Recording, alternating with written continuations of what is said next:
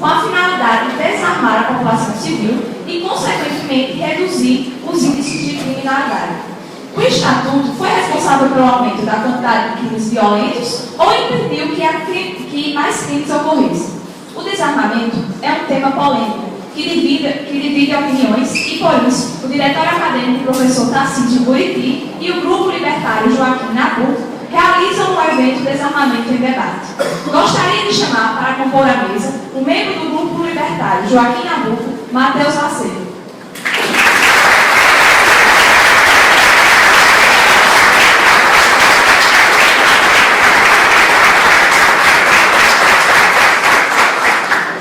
A coordenadora de comunicação social do diretório acadêmico professor Tarcísio Buriti, Ana Luísa Romão.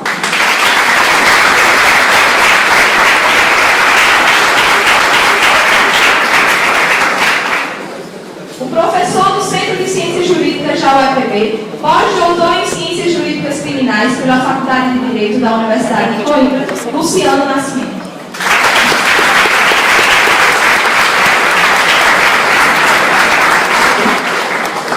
E o professor, bacharel em Direito pela Universidade Paulista, especialista em segurança pública, presidente do Movimento Brasil e autor do livro Mentiram para mim sobre o desarmamento, Benê Barbosa.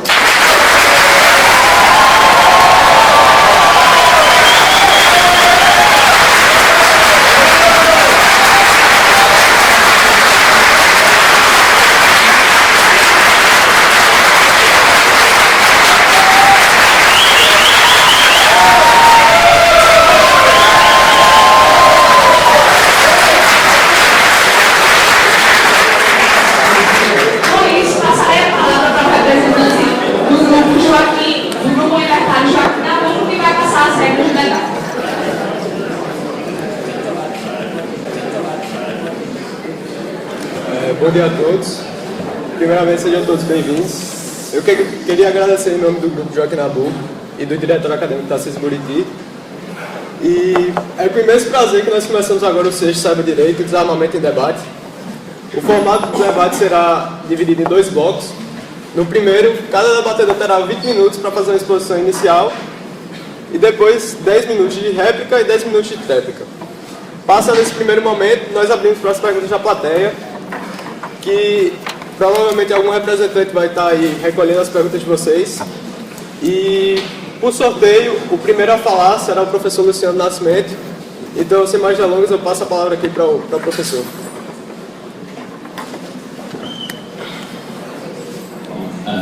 Meu bom dia a todos e todas. Com muita satisfação, muito contentamento de todo esse auditório, pela segunda vez a convite do Datado. É uma honra estar aqui com todos e todas para uma exposição de algumas ideias relacionadas a um tema que a comunicação social, aquela que diz que forma a opinião pública deste país, reputa de relevância sociológica, de relevância jurídica e de relevância político-econômica deste país. Inicialmente, gostaria de fazer uma homenagem, e a minha fala irá neste sentido. Nós estamos numa universidade pública e não numa faculdade de esquina privada. Nós estamos numa universidade pública. Histórica e culturalmente, no mundo ocidental, a universidade pública foi fundada para a produção de uma teoria do saber e de uma ciência do conhecimento. Este é um ponto capital, diria um representante lá de Pernambuco, da única escola de direito já fundada neste país, Tobias Barreto, a Casa de Tobias Barreto, a Faculdade de Direito de Olinda, hoje Faculdade de Direito da Universidade Federal de Pernambuco, antiga Faculdade de Direito de Recife. Muito bem. Minha fala vai neste sentido, em homenagem a um grande autor, ou o principal autor do século XX, o único a construir um pensamento original no século XX, professor Hans Kelsen. Kelsen, a você vai a minha fala. Quanta saudade de você, Kelsen. Quanta saudade de uma pessoa que nunca conheci. É para você também a minha fala. E para aqueles que depois de Kelsen fundaram um movimento chamado construtivismo, na história da memória, na história do pensamento, na história do saber, na história do conhecimento, na história da ciência do mundo ocidental. Eu me refiro ao primeiro deles, e a ordem é cronológica, Tobias Menezes de Barreto, do século XIX. Me refiro a autores importantes europeus como Nicholas Luhmann, como Spencer Brown na Inglaterra, como Ernest Clausewitz e um nome que não pode ser esquecido, o último dos construtivistas, professor Rafael de Jorge. Muito bem. A questão a ser debatida aqui, ela não é tão simples e superficial como se coloca. Ser contra ou a favor ao desarmamento. Ou seja, ser a favor de militarizar uma sociedade ou ser contra militarizar uma sociedade. Não é isso. Este pensamento é esgotado. Este pensamento dual da sociedade ocidental se esgotou.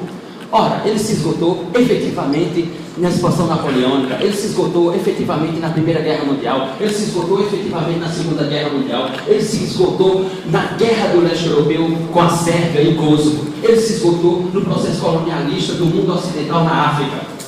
Entre ser bom ou ruim, entre ser positivo ou negativo, entre ser bonito ou feio, entre ser rico ou pobre. Não. E aqui é a minha fala. O título desta fala será: não é entre o desarmamento ou o armamento. 2 pontos. A questão é entre inclusão e exclusão como tecnologia dual da formação da sociedade moderna. Este é o ponto. E eu colocarei 4 tópicos em discussão. Primeiro deles, complexidade versus método comparativo. Segundo deles, distinção e cognição, o processo de construção entre construção e causalidade. O terceiro deles, risco e perigo. O que é risco e o que é perigo numa diferenciação científica funcional. E o último deles, que parece a palavra da moda na linguagem do sistema de comunicação social: segurança pública. Muito bem. Vamos ao primeiro deles, complexidade e método comparativo. Seja com Kelsen, em 1911, numa obra chamada Caption Problem Has Teoria, Problemas Capitais da Teoria do Direito, seja em 34 com a sua teoria pura, mas bem mais à frente, com um grande autor de direito penal na Alemanha, em Freiburg, chamado Hans e Eschek, quando dizia: o método comparativo é uma ciência? Não é uma ciência. O método comparativo não serve. Ou seja, dizer que determinados países enrijeceram as suas legislações para proibir o acesso às armas ou dificultar o acesso às armas, criaram critérios rigorosos para dizer que determinadas pessoas ou a população em geral não pode andar armada, e comparar isto com outros que liberaram essa legislação. Esse método comparativo não serve, porque neste método comparativo ele anula algo chamado complexidade da sociedade moderna. As relações não são tão simples assim. Ou seja, falar que Hitler era a favor do desarmamento é fácil. Difícil é dizer que Barack Obama é a favor do desarmamento. Falar que Hitler era a favor do desarmamento é fácil. Dizer que o Papa Francisco e o Vaticano são a favor do desarmamento é difícil. Dizer que Hitler era a favor do desarmamento é fácil. Difícil é dizer que Gandhi era a favor do desarmamento e realizou uma revolução sem levantar um canivete, só com as ideias e a passividade. Ora, dizer, portanto, que essa questão de liberar, ou melhor dizer, de enrijecer as legislações e dificultar para as pessoas o acesso ao posse e ao porte de armas é de países socialistas, é de países de esquerda, é de países autoritários, totalitários. Este método comparativo não funciona. Usar os Estados Unidos como modelo de liberação do posse e do porte de armas não é um método comparativo adequado. Ora, não soluciona a questão. Por quê?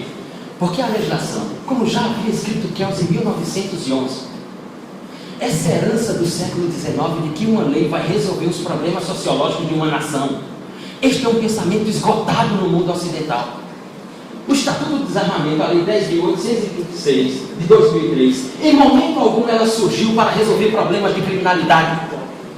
A lei não existe para resolver problemas de criminalidade. O artigo 121 da parte especial do Código Penal, matar alguém, pena 6 a 20 anos de reclusão, não existe para diminuir homicídios. A lei existe apenas para criar uma ilusão funcional sobre as ações humanas.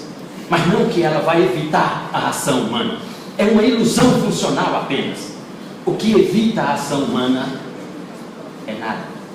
Porque o humano é a confusão, é o caos, é a selvageria.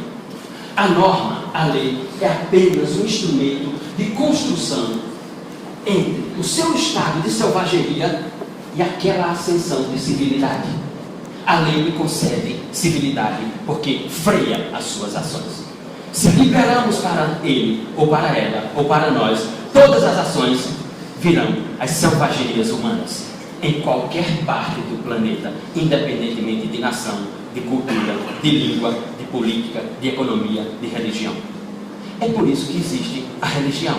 Não que ela vá resolver os nossos problemas, mas que ela vai, de alguma forma, nos controlar em função das nossas ações selvagens, fora do estado de civilidade. Esse é um ponto muito importante. Daí o método comparativo não ser adequado para resolver esses problemas. Segundo, observação e distinção. Todo conceito construído por nós nasce a partir de uma observação. Você observa e provavelmente, ao me observarem, formularam já vários conceitos, diversos conceitos. E ao me observarem, então, criam uma hipótese A e uma hipótese B. Ao criar essas duas hipóteses, nasce um conceito de vocês sobre mim, ou de mim sobre vocês, a hipótese C. Esta é a distinção. Ora, o mundo ocidental foi construído a partir do advento da sociedade moderna do século XVIII com esta metodologia que é esgotada. Ou seja, nós procuramos sempre resolver as causalidades. Isso está lá em 1890, no Strafrecht Allgemeine, primeiro tratado de direito penal do mundo ocidental, tratado de direito penal alemão de Franz von Liszt, quando ele inventa o princípio da causalidade penal, o nexo de causalidade. Ora, tratar as causas não tem sentido. Porque quando eu vou tratar a criminalidade, ela já aconteceu. Quando eu vou tratar o homicídio, ele já aconteceu. Quando eu vou tratar o furto, o roubo, o latrocínio, o estupro, eles já aconteceram. Não há sentido de tratar. O sentido não está na causalidade. O sentido está na construção. Ou seja, evitar que o homem pratique a ação ou a omissão. Aí está o sentido. Então o sentido não é dizer se a pessoa tem que andar armada ou não andar armada. Não é este o sentido. O sentido é não existirem as armas. Este é o sentido da construção. Porque aí eu não preciso lidar com a causalidade. Eu só vou lidar com a construção. Isto é método. Isto é metodologia científica.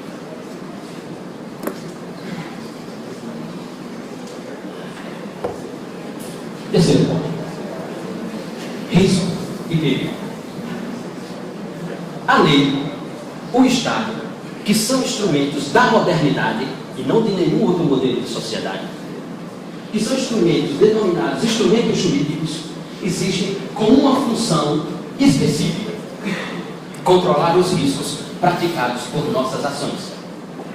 Ou seja, a sociedade não é que ela assiste os problemas. Veja, os problemas não são meteoros que chegam na sociedade. Os problemas não são presentes divinos jogados do céu para a sociedade. Os problemas da sociedade são produzidos por ela própria. As problemáticas sociais não são presentes divinos. As problemáticas sociais são oriundas das nossas relações sociais que são danificadas, que são mal formatadas.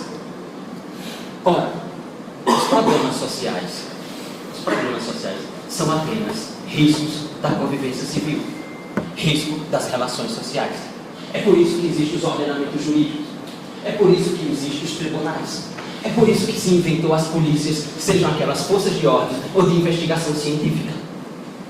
Porque, como disse Thomas Madison, em uma certa frase, nada atendida no discurso: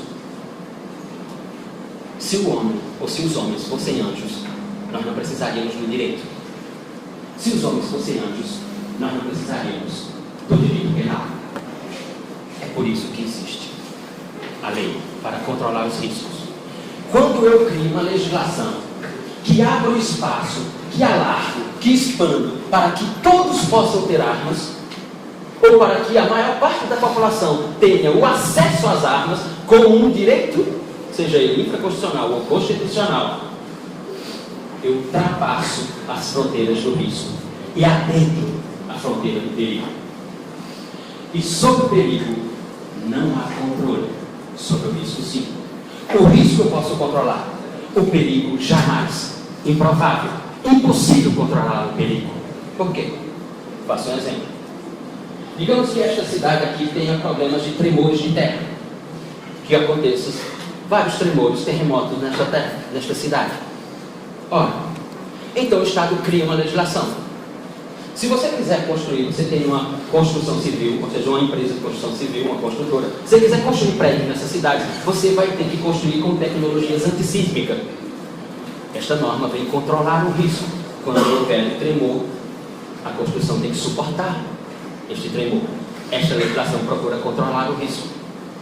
Se o Estado diz que não precisa de construções tecnológicas antissísmicas e diz pode construir, quando se constrói um edifício nessa cidade com 10 andares, 20 andares, e quando tiver o tremor que ele cair, isto é o perigo.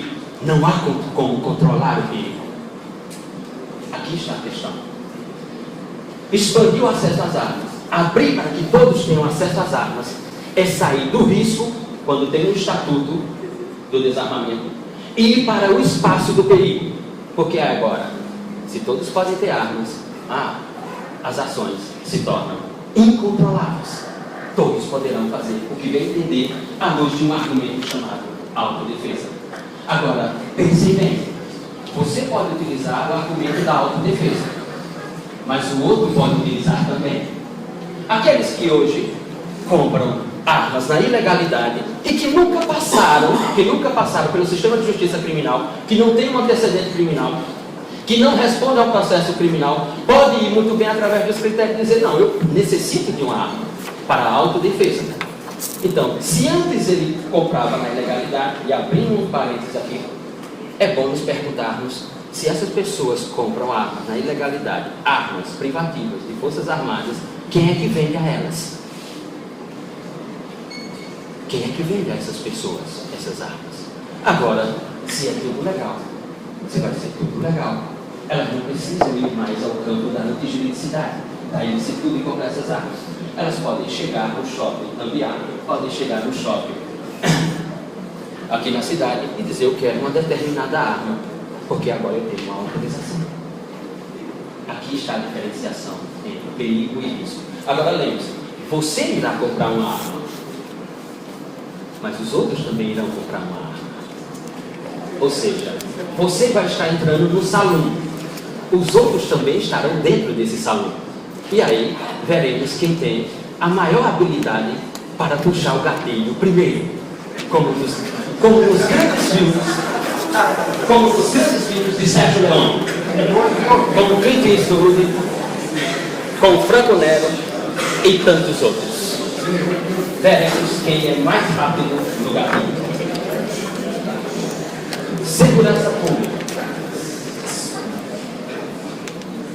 Segurança pública. A comunicação social constrói esse conceito de segurança pública como se ele fosse amigo. Não. Você tem duas expressões com dois sentidos cientificamente totalmente diferentes. Uma coisa é segurança, outra coisa é pública. A segurança nem sempre é pública, existe a privada. Mas comecemos pelaquela que representa a primeira complexidade. O que é público? Ora, o que é público?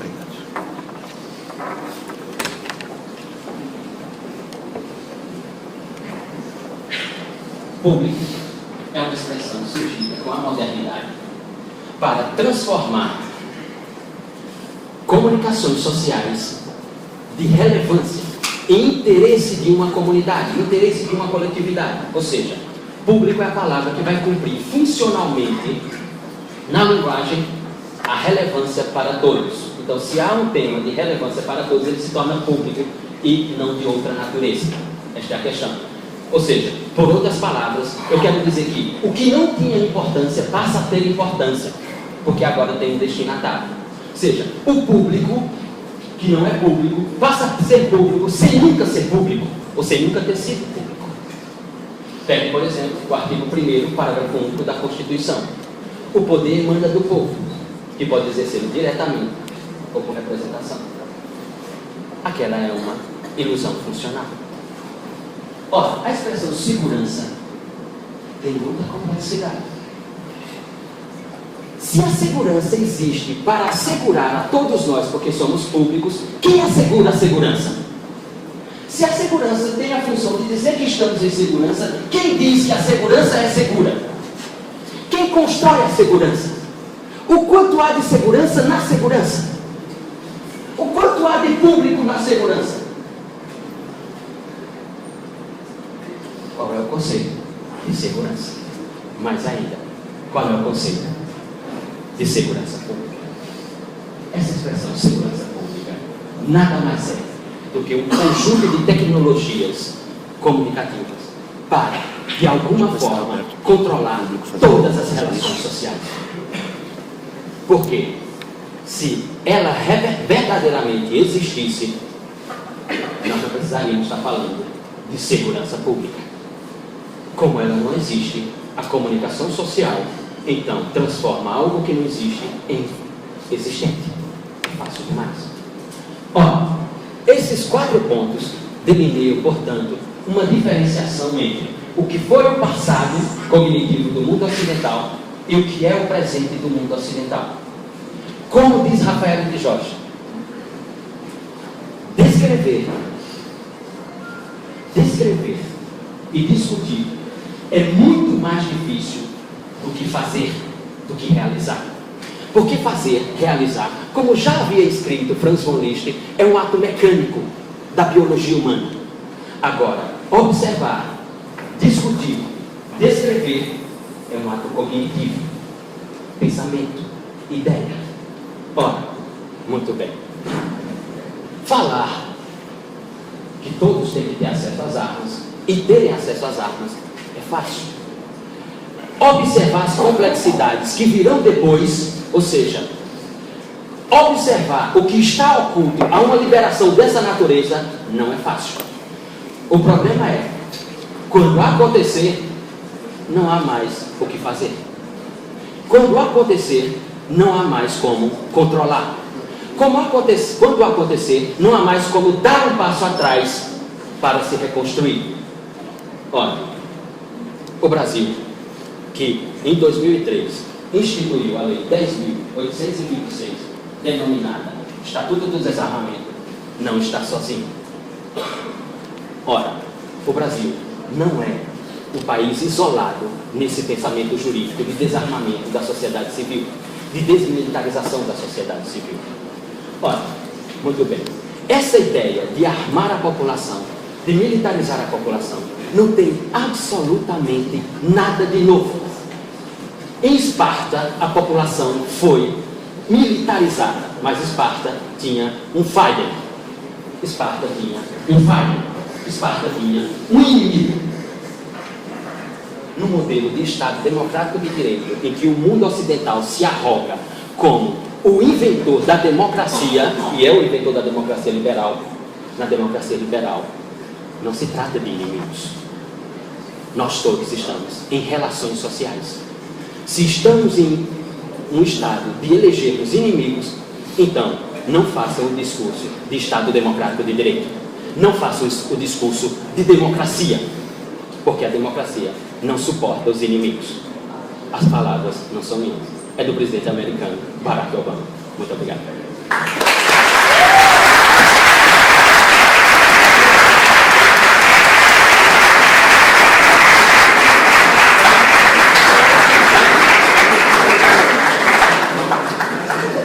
Obrigado, professor. Eu passo agora a palavra ao professor Bene Barbosa. Professor, dia a todos. Gostaria de agradecer imensamente a todos vocês, a organização, por essa oportunidade, para se debater um assunto que ainda é muito, foi muito pouco debatido, embora aí alguns grupos se agorem e digam aí que houve um debate para aprovação do PL 37, para a Lei 10.826, o Estatuto do Desarmamento. E minhas palavras iniciais, nós vamos falar de um mundo real. Nós vamos falar de um país de verdade, onde pessoas de verdade são assassinadas de verdade, com armas de fogo, inclusive, de verdade. A ideia de que o desarmamento é capaz de trazer mais segurança, ou trazer mais uma cultura de paz a uma população é completamente equivocada. E o próprio Brasil é hoje um dos maiores, se não o maior exemplo disso em todo o mundo. O Brasil instituiu, ao contrário, inclusive quem esteve na minha palestra ontem já sabe disso, mas a ideia de desarmamento no Brasil, ela tem tão somente 500 anos. Ela tem tão somente 500 anos. O Brasil tem restrição às armas de fogo desde a época que ele era Brasil colonial, depois disso na época do Império, depois disso na República, depois disso no Estado Novo, depois disso na redemocratização, depois disso no governo Fernando Henrique Cardoso, depois disso no governo Lula e agora no governo Dilma. Então essa ideia de que desarmamento é uma coisa nova, moderninha, progressista, é uma grande bobagem, uma enorme mentira, e mostra, obviamente, um desconhecimento sobre isso. E por falar em desconhecimento, uma das comparações que eu mais gosto que façam é: se liberarem as armas de fogo, meu Deus do céu, isso aqui vai virar um bang-bang, vai virar o velho oeste americano. Não você na sua cara, saque, pau! Então vamos lá, então vamos falar de velho oeste americano, tá? Se o Brasil hoje virasse o velho oeste americano, nós estaríamos no céu. Nós estaríamos com um progresso gigantesco no que se refere à segurança pública, por um único motivo.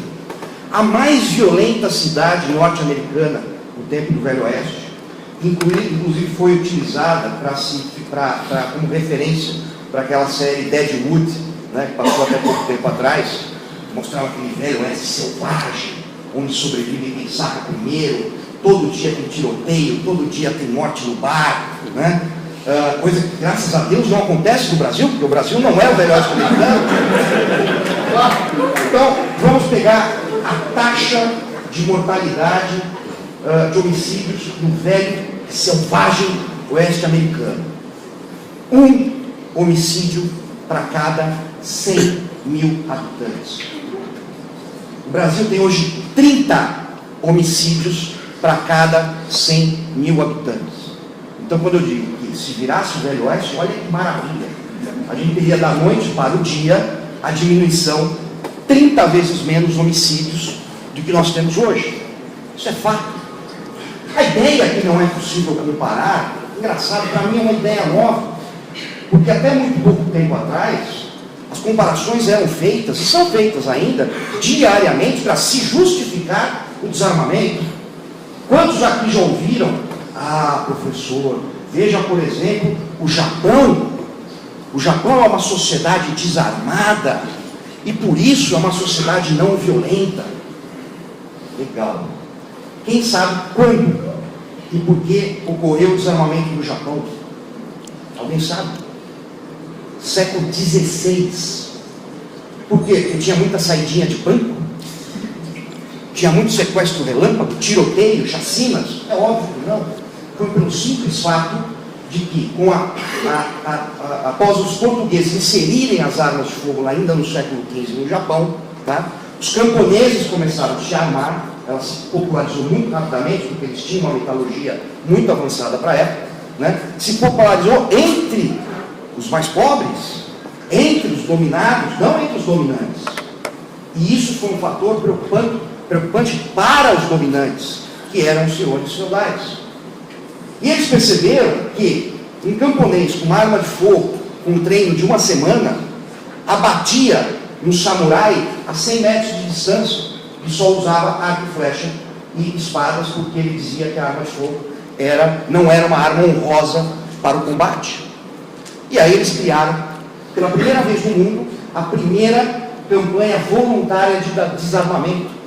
E chamaram os camponeses dizendo: olha, nós precisamos levantar metal, aço, para construir no Japão a maior estátua de Buda que o mundo já viu. E os camponeses obedientes foram lá, entregaram suas armas. Logo depois, aqueles que não entregaram, as armas foram confiscadas, e isso fez com que eles ficassem sob o jugo dos senhores feudais por pelo menos mais 2 séculos. Controle social. Hitler era a favor do desarmamento? Não. Hitler era a favor do controle de armas, porque o seu exército estava cada vez mais armado, a SS estava cada vez mais armada, os seus partidários do Partido Social Alemão estavam cada vez mais armados. Enquanto isso, ele catalogava e registrava todas as armas na mão da população alemã, por um motivo muito óbvio: no momento correto, recolher, confiscar essas armas e garantir que ele poderia exterminar 6 milhões de judeus e mais outras tantas minorias, entre elas gays, ciganos. Controle social. Quem estava na palestra ontem sabe por que Barack Obama é desarmamentista? É porque ele é bonzinho, professor. É um exemplo para o mundo. Até outro dia os Estados Unidos eram capeta na terra. Foi eleger o Obama? Não, aquela nação preconceituosa e racista que elegeu um negro. Tá? Todo mundo sabe que ele quer também, ele é partidário do controle de armas de fogo. Ele não aceita que a sua população, como está descrito na segunda emenda americana, tenha poder de fogo tão ou superior às forças policiais e militares. Lógico, ninguém vai ter canhão, ninguém vai ter bomba atômica, mas isso é outro caso. Vira uma guerra cinética, aí é outra questão. Gandhi era a favor do desarmamento. Onde está, em qualquer livro de história, essa afirmação? Não existe. Isso vive no coletivo brasileiro. Gandhi era favorável à não violência, portanto, ele só podia ser contra as armas. Bobagem. Há em livros biográficos de Gandhi, inclusive citações onde ele diz que um dos piores crimes da colonização inglesa foi privar uma nação inteira de suas armas. E outros tantos. Então, se existe essa ideia de que para você ser favorável à paz, você tem que ser contra as armas. Só que não existe paz desarmada. Por quê? Porque alguém estará armado. Se não forem os criminosos, será o próprio governo. A ideia de se manter no governo, se manter no Estado, o monopólio da força, é uma ideia suicida. É assim que foi na Alemanha, é assim que foi na União Soviética. A União Soviética, em 1917, depois da Revolução Bolchevique, depois que os comunistas chegaram ao poder, usando as armas de caça e de sobrevivência daqueles cidadãos no combate às forças dos czares, em 1919 inicia uma campanha de quê? De desarmamento voluntário. A mãe Rússia está aqui para cuidar de vocês, então vocês não precisam de armas de fogo. 40 anos depois, 100 milhões de mortos. Cuba é um bom exemplo. Che Guevara, teve Fidel das tropas de Fidel, né? Na sua última incursão contra as tropas de Fulgêncio Batista, em Havana, ele chamou todos os camponeses que tivessem uma arma de fogo. Se você não tivesse arma, mesmo que ele lutar, ele não deixava, porque você seria inútil em combate, óbvio, né? Ia ser só mais um corpo para ser carregado. Ele chama esses camponeses, eles derrotam as forças de Fulgêncio Batista, e ele faz o quê? Imediatamente, campanha voluntária de desarmamento, dizendo: Cuba está aqui para proteger você, cidadão cubano. Depois disso, mais algumas milhares de pessoas aí fuziladas. Venezuela, né? Hugo Chávez inicia uma campanha de desarmamento dizendo que precisamos reduzir o número de homicídios. Campanha essa que foi apoiada pela ONG brasileira Viva Rio, que esteve lá, né, a pedido de Hugo Chávez, né, implementando um desarmamento semelhante ao brasileiro. Mas é óbvio que o governo venezuelano está muito preocupado com a segurança do cidadão. É claro que é isso. A gente vê diariamente, né, nas cenas dessa preocupação toda, num país que não tem nem mais papel higiênico. Também não tem comida, né? Para quem vai precisar de papel higiênico? E assim é no mundo inteiro. Então essa ideia de não podemos comparar foi criada muito recentemente, porque todas as comparações levam à clara conclusão que o desarmamento é terrível, que o desarmamento não traz paz, só traz uma desigualdade de força, desigualdade essa que sempre acaba mal.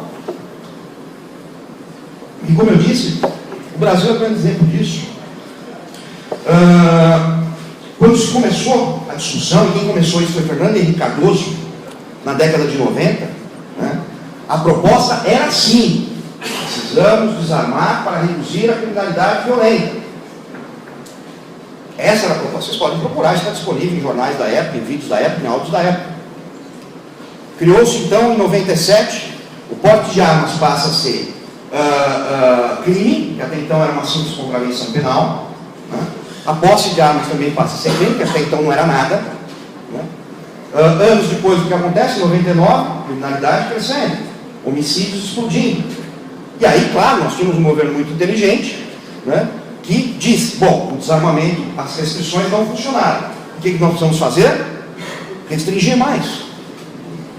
Ou seja, aplica a mesma fórmula, ano após ano, esperando um dia ter um resultado diferente, coisa que nunca vai acontecer. Começou então a se discutir a Lei 10.826, chamada Estatuto do Desarmamento, que também veio, sim, com a proposta de reduzir o número absurdo de homicídios no Brasil. Óbvio que isso acabou não funcionando, homicídios aumentando, violência criminal aumentando, e aí aparecem os camaleões do desarmamento, que a todo momento mudam o objetivo do desarmamento. Não, é para reduzir criminalidade. Pô, não deu certo. Então é só para reduzir crimes de momento, crimes passionais. Pô, não reduziu. Então, para a gente ter uma ideia, alguns devem lembrar aqui, a última campanha é para se evitar balas perdidas. Acho que cai do bolso, né, do cidadão, pega a bala. Só se for isso. A única explicação. Nada disso funcionou. Mas não era para evitar o crescimento alarmante de homicídios, ou para se diminuir os homicídios? Ora, se esse não fosse o objetivo, por que agora eles vêm dizer que 120 mil vidas foram poupadas graças ao Estatuto do Desarmamento?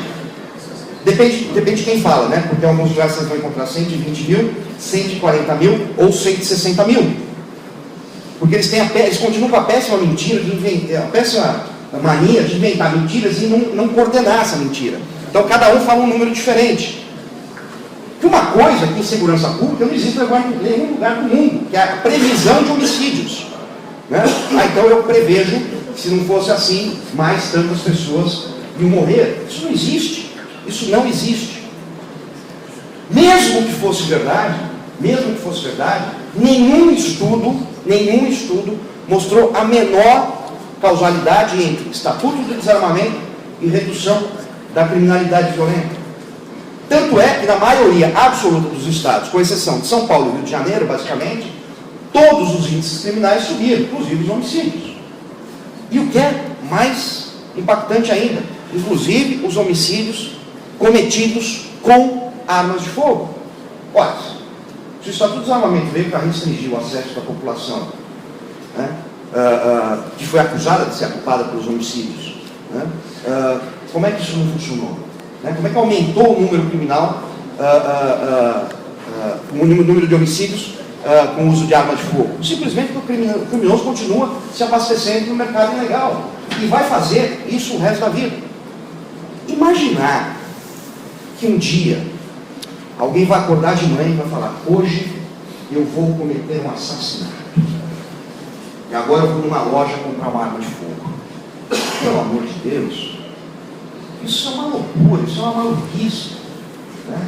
que criminoso em sã consciência usar uma arma registrada para cometer um crime, ele vai apelar para o mercado ilegal, que está aí, vai continuar aí. Será que há 1000 anos atrás não existia violência no mundo? Não existia homicídio, não existiam guerras? Ué, não existia arma de fogo, o problema é arma de fogo. É claro que existia, porque o problema é o homem. O problema é aquele que escolhe, por livre, espontânea vontade, cometer crimes. E está aí o cerne dessa questão. Hoje, a legislação brasileira, né, a ideia de que o criminoso é a vítima e não o algoz, a vítima da sociedade, do capitalismo, do consumismo, não teve estudo, não teve casa, e só por isso ele está justificado a sair matando um pai de família num assalto. Ou então aquela ideia de que roubar um biscoito, né, é tão grave como botar fogo num dentista durante um assalto, como aconteceu 3 vezes em São Paulo, só no ano passado. Para encerrar, né, esse ponto, eu deixo bem claro, né, eu estudo esse assunto há 20 anos, especificamente esse assunto. Isso deu origem ao livro que eu escrevi junto com o Flávio Quintela, sobre as mentiras que são contadas e, né, repetidas sobre a questão do desarmamento. O que eu posso dizer hoje com a mais pura certeza, né, é que o desarmamento ou o controle de armas, ele não está tratando de armas, ele não está tratando de criminalidade. O que ele está fazendo, o que ele está colocando em risco, é a liberdade de todos nós. Muito obrigado.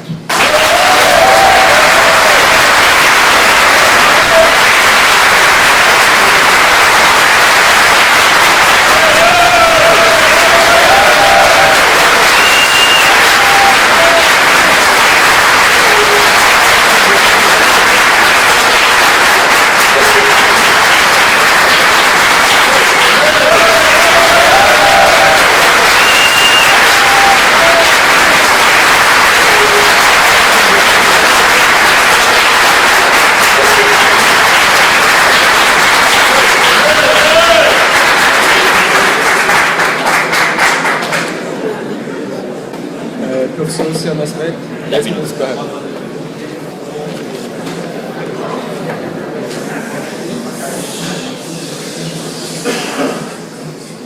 Como eu iniciei meu discurso em homenagem a uma pessoa a qual eu nunca conheci, mas sinto enorme saudade, volto a reafirmar. Professor Hans Kelsen. Como iniciei por uma ideia de complexidade e método comparativo, como já havia escrito nos anos 60 na Alemanha, e Eshek, volta a reafirmar. E agora eu vou demonstrar porque o método comparativo ele não tem sentido, porque ele não funciona, porque ele não é um método, porque ele é o que Hayes von Foster, em 1969, num debate com Niklas Luhmann e Gadamer, afirmou. O método comparativo procura criar uma verdade. O problema, como dizia Hayes von Foster, é que a verdade, abre aspas, a verdade é a construção de um grande mentiroso. Fecha aspas. Mas isso só se aplica ao método comparativo, professor? E o outro lado, como fica? Eu posso ter é uma questão de educação. Nós estamos numa universidade pública. Isso aqui é uma universidade pública. Só que eu respondesse a isso. Desculpe, meu querido. Não vai ter um momento para se fazer pergunta? Ou eu estou equivocado? O segundo bloco vai ser terá um momento para se fazer perguntas. Eu sou muito mal informado. Você é muito bem informado. Eu sou muito mal informado. Por isso que eu te perguntei, para melhor me informar. Desculpa. Se eu fosse bem informado, eu não teria perguntado.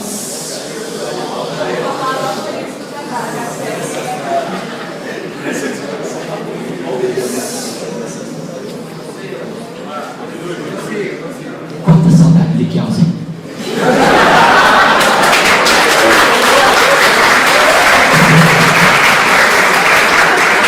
Quanta saudade de uma pessoa que nunca conheci. Muito bem. Vamos ao método comparativo.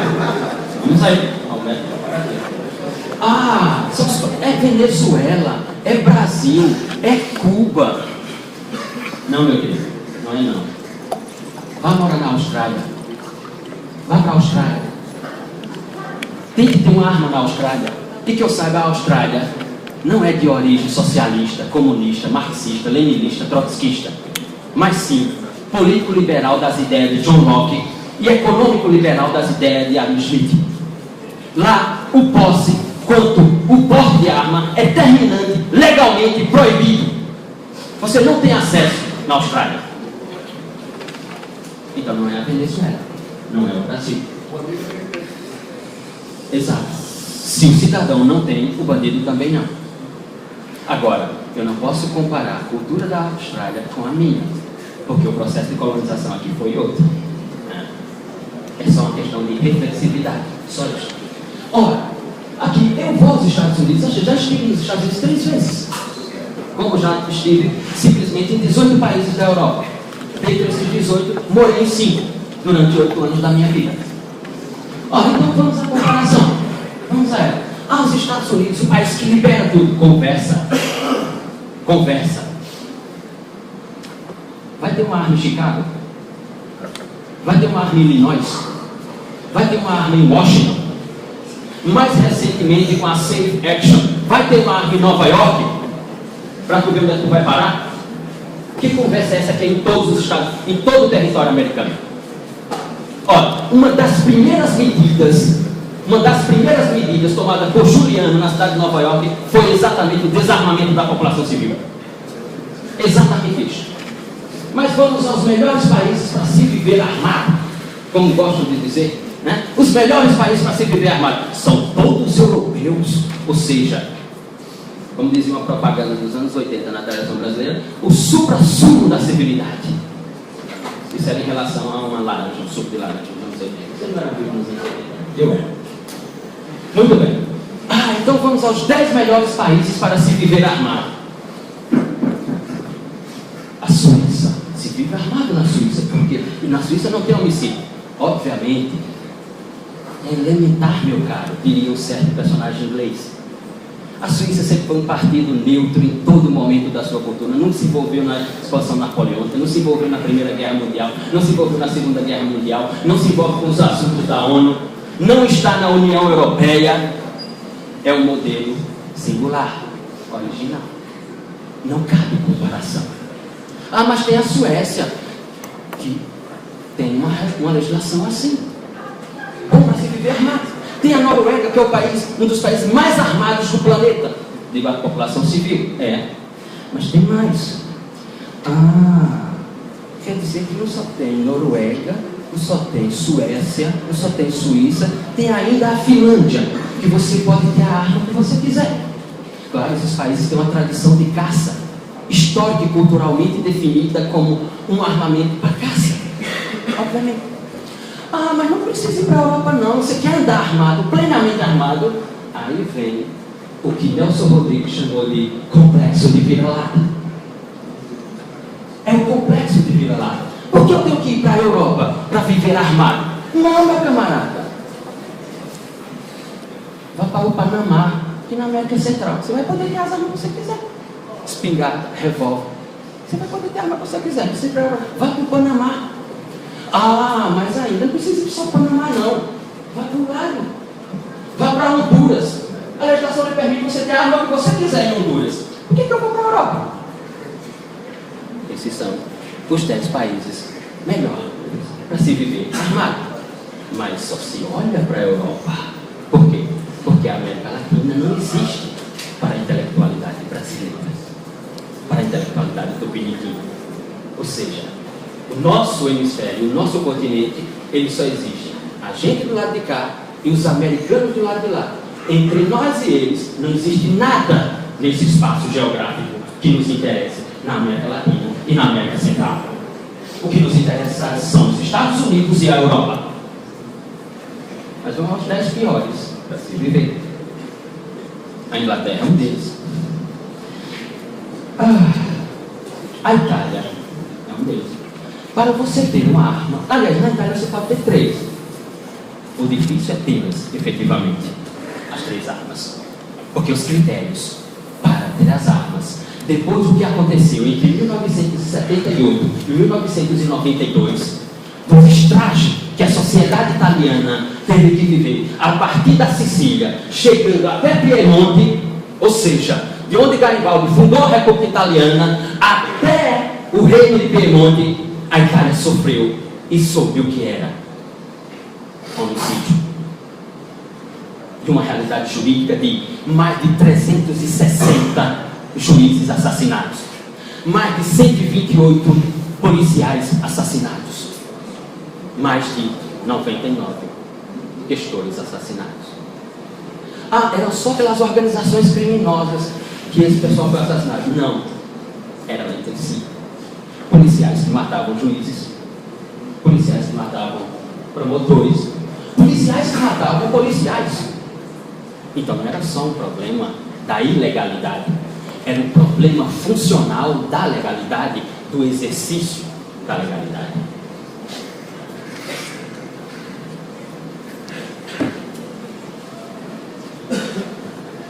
O Japão, os portugueses no Japão,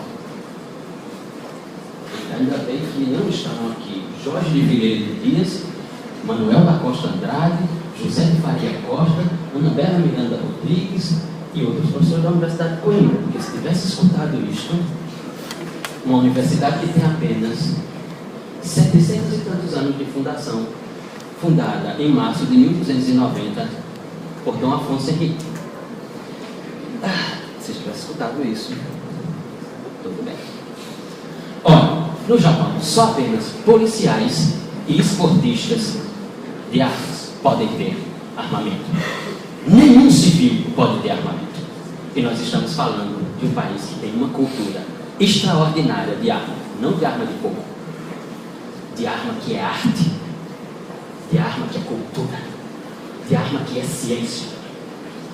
Assista minimamente os filmes de Tarantino, especificamente Kill Bill, e vai notar o que é uma espada como uma arte e não apenas como um instrumento de tirar a vida do outro. Há toda uma complexidade em torno daquilo, há todo um contexto em torno daquilo. Não é cortar o pescoço de alguém simplesmente. Muito bem. Mas essas legislações são rigorosas, né? Mas nós aqui matamos muito. No Brasil se mata muito. Levante a mão aqui e seja honesto. Quem nos últimos 30 dias ouviu falar que teve um homicídio no Cabo Branco, um homicídio ali no Tambaú, na hora. Um homicídio em Tambaú e Cabo Branco dessa origem aqui de desarmamento.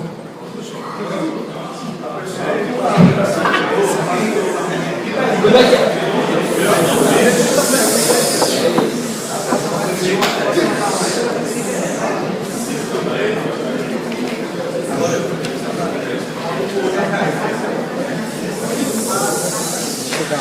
56 mil e alguma coisa homicídio, como divulga o Ministério da Justiça, e como aqui foi dito, e que não é possível evitar. É só perguntar, por exemplo, ir na Acadebol e falar com o diretor da Academia de Polícia Civil, Severiano Pedro Nascimento, se há possibilidade de mapear onde ocorrem os homicídios ou não. Se há tecnologia para mapear onde vai ocorrer os homicídios ou não. A Globo News de ontem mostrou isso. Levantamento da Zona Norte do Rio de Janeiro. A Zona Norte do Rio de Janeiro, entenda, Acari. Do Acari. 99,5% mortes de homens em homicídio no Acari. 80% dessas pessoas negras. 75% dessas pessoas entre 19 e 25 anos. Ou seja, se sabe onde ocorrem os homicídios. Se sabe perfeitamente onde se ceifa a vida de alguém. E não é em toda a cidade, em todas as cidades. A Polícia Civil tem tecnologia para isso. A Polícia Federal sabe onde isso ocorre. Esta é uma discussão que não precisa ser levantada. Ora, portanto, o método comparativo não resolve o nosso problema. O método comparativo não vai eliminar os homicídios dessa sociedade. É bom não nos esquecermos que se o desarmamento é uma medida de 500 anos, me parece que se houvesse aqui alguns antropólogos e historiadores, isso teria que ser melhor esclarecido. Porque quando os portugueses chegaram aqui com a pólvora, Quando chegaram aqui em 1500, nós tínhamos simplesmente 10 milhões de indígenas. Quando eles saíram, nós tínhamos 200 mil. E quando eles saíram, não foi em 1500, mas mais de 350 anos depois. Então, note qual é a nossa cultura, note qual é a nossa história.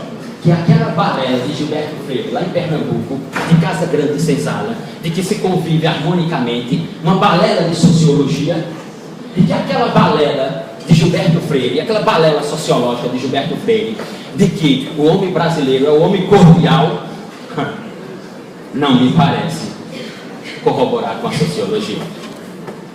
É só isso.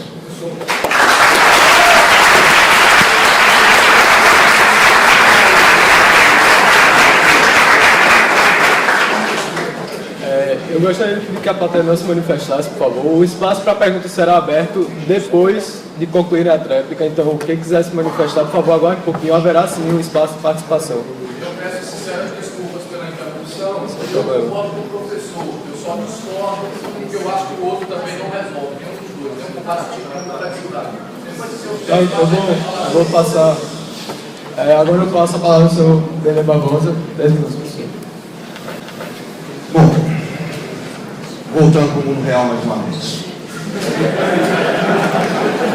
A ideia, infelizmente o professor está mal informado, de que a Austrália terminantemente você tem que ter uma arma de fogo, isso não é verdade. Na verdade, aconteceu que após o massacre que ocorreu em 96 na Austrália, se proibiram, aí realmente foi proibição de armas semiautomáticas, fossem armas longas ou fossem armas curtas. Eu lembro que na época eu já estava envolvido nessa história, e eu tinha um amigo, tenho até hoje um grande amigo australiano, atirador, um entusiasta do tiro, e eu perguntei para ele, falei, poxa, mas o que você vai fazer agora?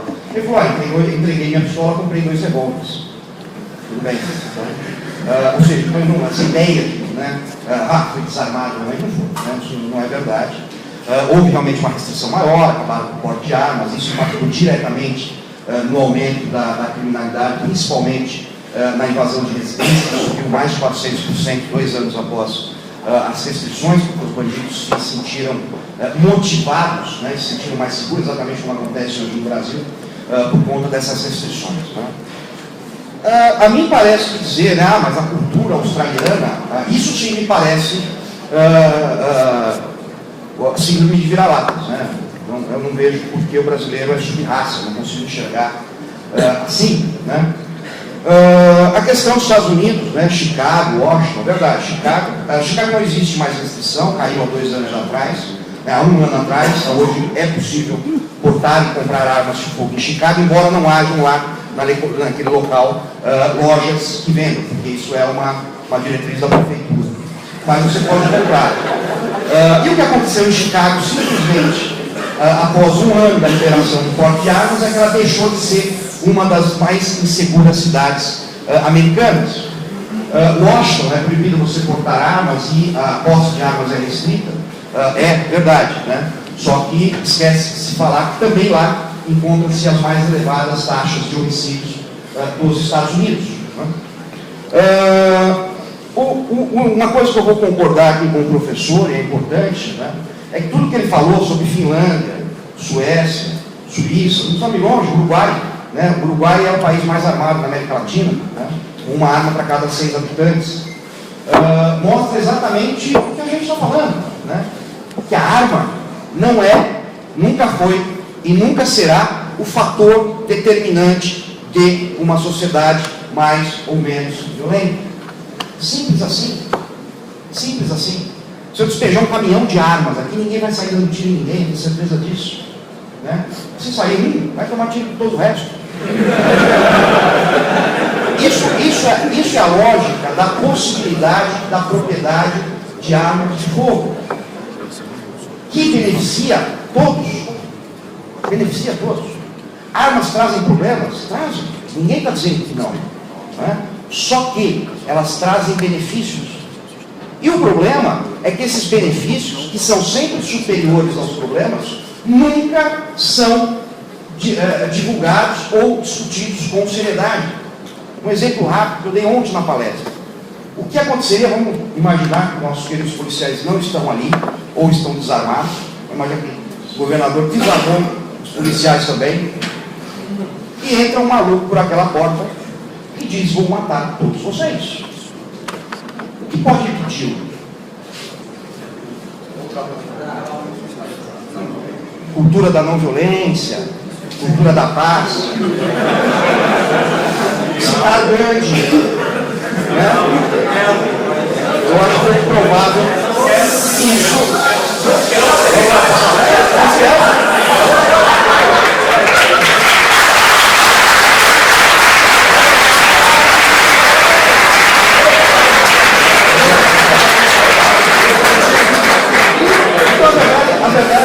A verdade é o seguinte, né?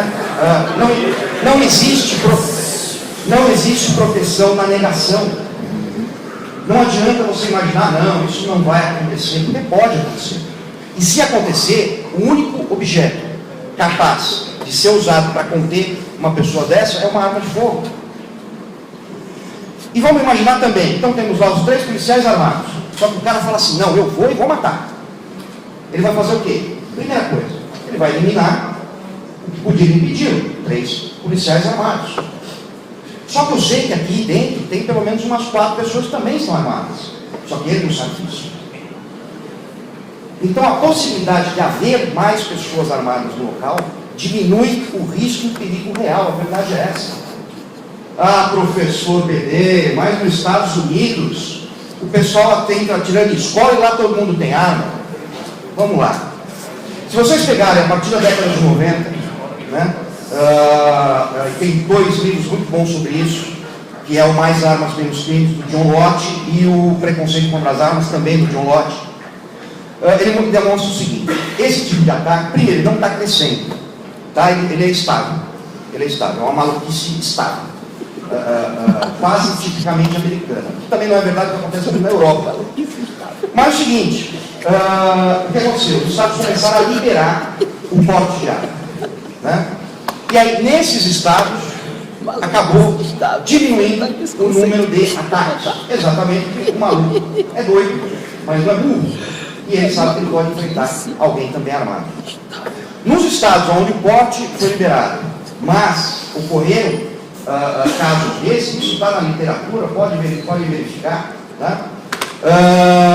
Todos os alvos foram as chamadas gun-free zones, ou seja, locais onde ninguém poderia permanecer ou entrar armados. Um dos últimos deles, do sistema de Aurora, né, o FBI descobriu, determinou, sentenciou, que ele escolheu aquele cinema. A única motivo dele ter escolhido aquele cinema é que a rede Cinemark nos Estados Unidos é uma das poucas redes de cinema que não permite que ninguém entre armado. Então é simples assim, tá? Não é a arma de fogo o determinante. Ah, mas você está propondo a liberação de armas de fogo para reduzir a violência e a criminalidade no Brasil? Procurem uma só fala minha, jovens. Deixa vocês vão encontrar. Vocês não vão encontrar.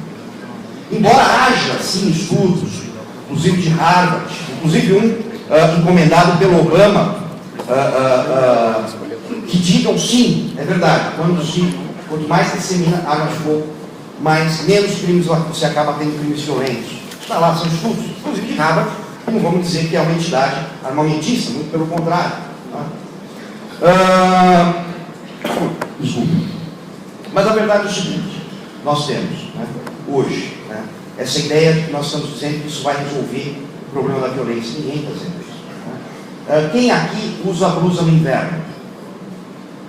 Quem aqui usa blusa no inverno? Ninguém. Faz inverno aqui também, não faz? Pelo amor de Deus. Quem vai para São Paulo usa blusa de inverno. E você usa a blusa de inverno para acabar com o inverno. Para se proteger do inverno, né? É exatamente isso. Nós estamos dizendo: eu quero o meu direito, eu não vou correr atrás de bandido, eu não vou fazer o que a polícia tem que fazer, o que o Estado tem que garantir. Eu quero uma arma de fogo, e eu vou ter uma arma de fogo independente dessa lei ou não, a verdade é essa, para defender a minha vida, para defender a minha família, para defender o meu patrimônio, para defender aqueles que eu amo. Eu quero uma arma de fogo, não sou favorável à guerra, não sou militarista. Eu quero uma arma de fogo exatamente porque eu sou a favor da paz. Obrigado.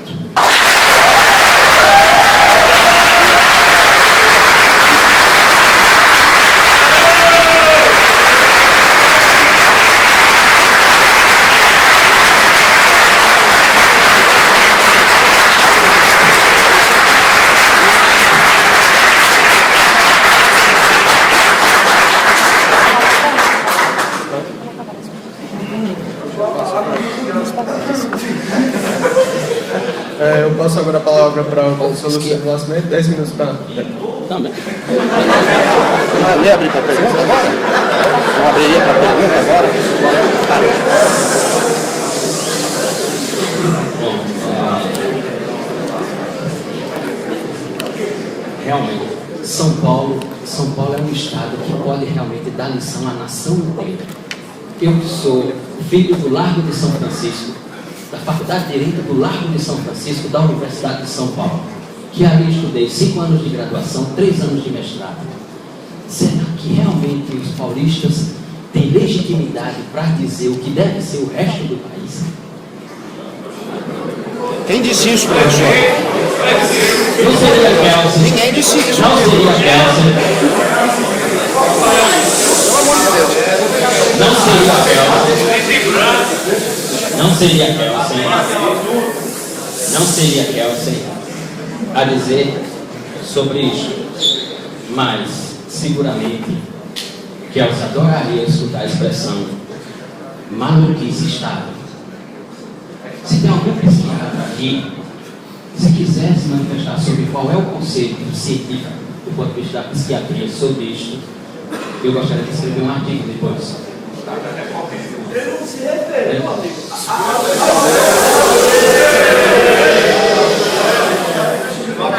Professor, pode começar o tempo aqui, a gente está zerando o tempo. A gente está zerando o tempo para a senhora adversária. Vejam que se não tem regulamento para controlar as ações, e vejam que elas ainda não. E é só uma questão de educação na universidade pública. Imagine esse cidadão que se arroga no sentido de interromper a fala, seja a minha, do professor Barbosa, seja de quem for. Imagine se ele tiver com uma arma. Como é que ele vai interromper?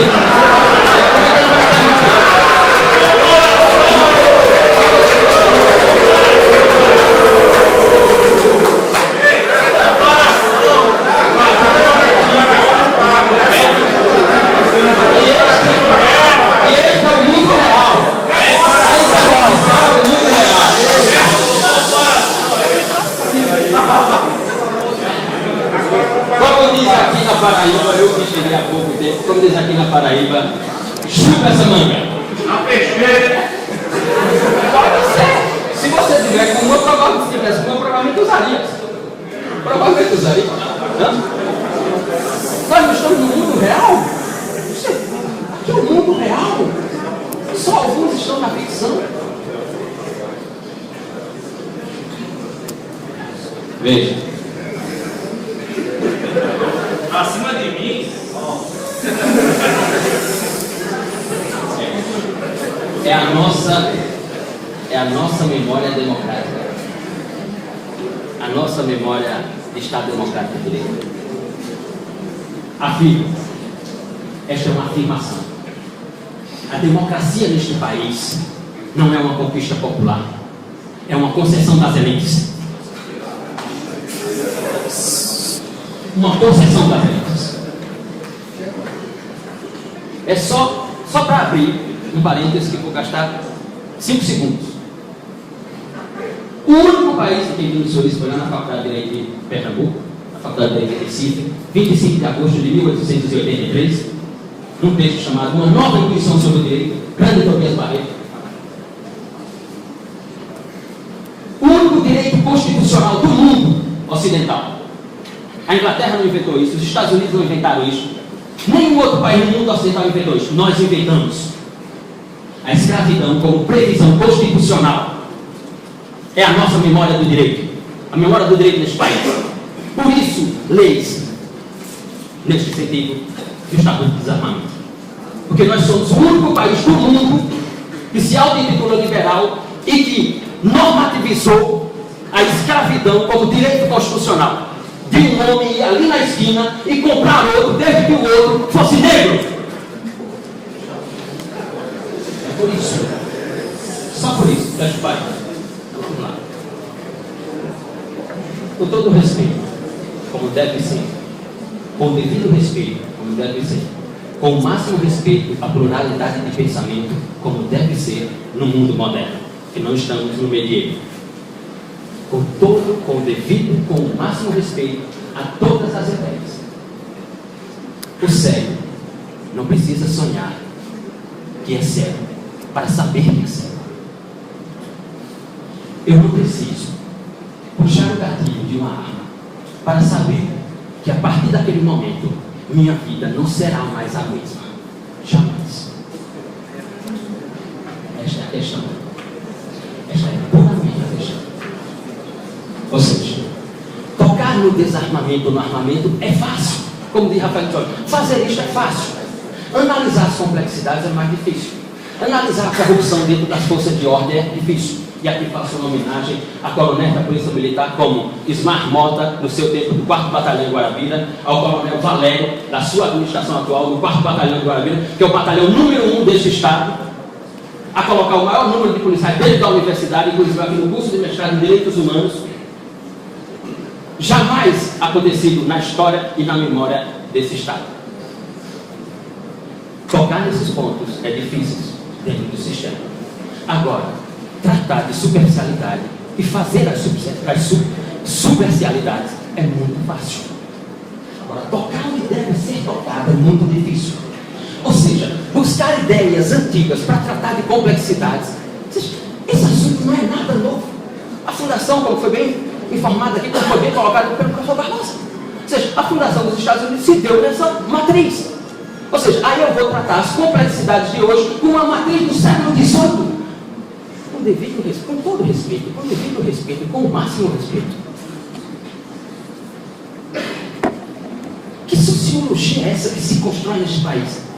Que ciência jurídica é esta que se constrói neste país? Que só sabe encontrar alternativas no passado para as complexidades do presente. Não consegue ter uma ideia original. Não consegue ter uma ideia sobre como fugir desse dualismo de armar, militarizar a sociedade ou não militarizar a sociedade. Será que não se pode ter uma ideia nova, alternativa, que se possa construir um modelo de civilidade diferente desse modelo dualista entre estar armado ou não estar armado? Será que eu vou estar sempre olhando para o passado, para buscar soluções no passado, coisas que já foram aplicadas, para uma complexidade do presente? Com todo respeito, com devido respeito, isso aqui é uma universidade pública. A função de quem está nela produzir saber e conhecimento. Se o saber e conhecimento que eu produzo já foi produzido no passado, eu estou apenas copiando, apenas reproduzindo. Não há sentido. Resolver o problema de criminalidade, nenhuma lei vai resolver o problema de criminalidade. Você andando armado não vai resolver o problema de criminalidade, porque quando você tentar resolver o problema de criminalidade com uma arma, meu Deus, aí você vai notar o quanto aumentou as complexidades ao seu entorno. Depois que você puxar o gatilho daquela arma, você vai notar o quanto a sua vida não será mais a mesma depois daquele disparo e depois de ter alvejado alguém. Essa é a questão. Construir ideias sobre os problemas do presente que nos levem para o futuro. Ideias que estão no passado para serem ressuscitadas, não construirão o futuro. Veja, não há novidade nenhuma nisso aqui. Este é o mesmo momento sociológico político deste país, de redução da maioridade penal, de volta da ditadura, de restauração da pena de morte. Qual é o sentido da construção de nossa civilidade? É por isso, e por outras iniciativas, que determinado general francês chegou aqui no Rio de Janeiro, neste país, e proferiu a seguinte frase: este país não é um país sério. E por isso somos motivo de gozação. Somos.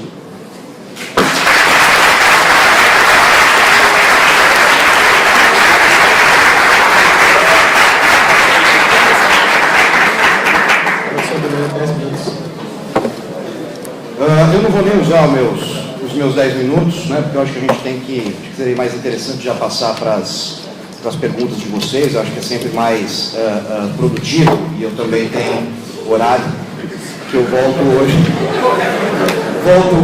hoje ainda para São Paulo. Desculpa dizer essa palavra São Paulo de novo, né, porque eu falei São Paulo anteriormente, eu fui acusado aí de estar querendo fazer com que São Paulo decida, a elite branca paulista decida por todo o Brasil, né?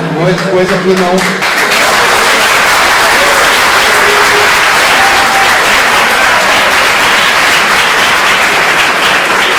coisa que eu acho que ficou muito claro que não passou nem perto, né? Então eu acuso aqui que eu sofri preconceito hoje, com todo o respeito na Universidade Federal da Paraíba.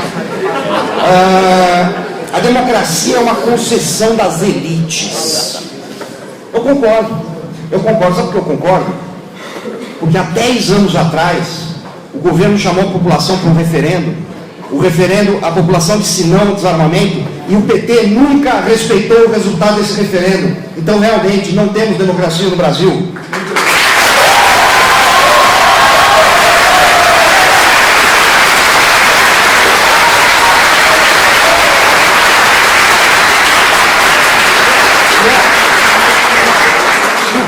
Penúltimo ponto, rapidinho, interessante, a situação dos negros, né, escravizados no Brasil, né? Incrível, né? Na época eles eram exatamente os únicos a não poderem possuir e portar armas de fogo na colônia e no Império Brasileiro, né? Não deve ser à toa. E para encerrar minha fala, eu digo que eu sinto saudade mesmo é da Amélia, que era a mulher de verdade.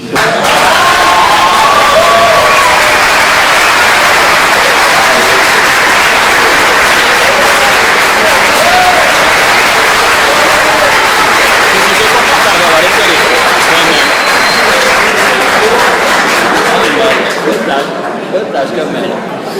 Ô Mário Lago. Ô Mário Lago.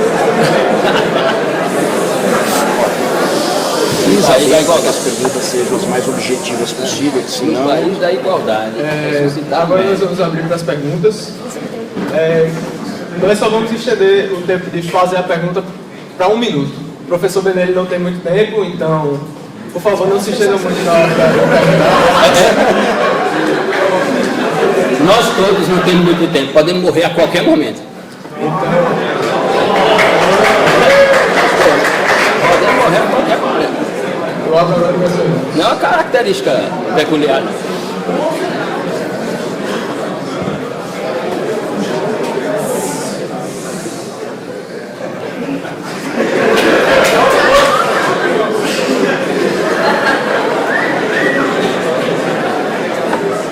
Bom dia, meu nome é Alan Pereira Vermelho. Eu sou professor de filosofia formado aqui na UEF. Sou mestre em filosofia.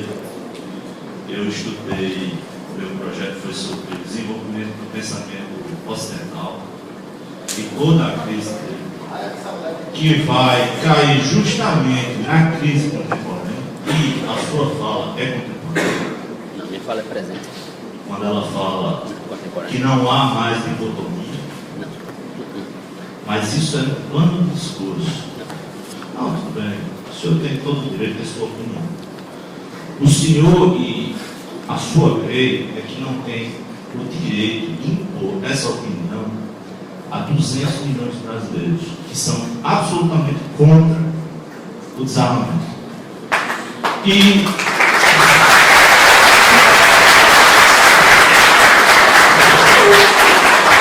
isso se mostra diariamente nas lágrimas de pais, de mães, de filhos e filhas que perderam seus entes queridos. Não, tenho 10 segundos. Tenho uma pergunta para fazer que eu ainda não fiz. Sério, um momento.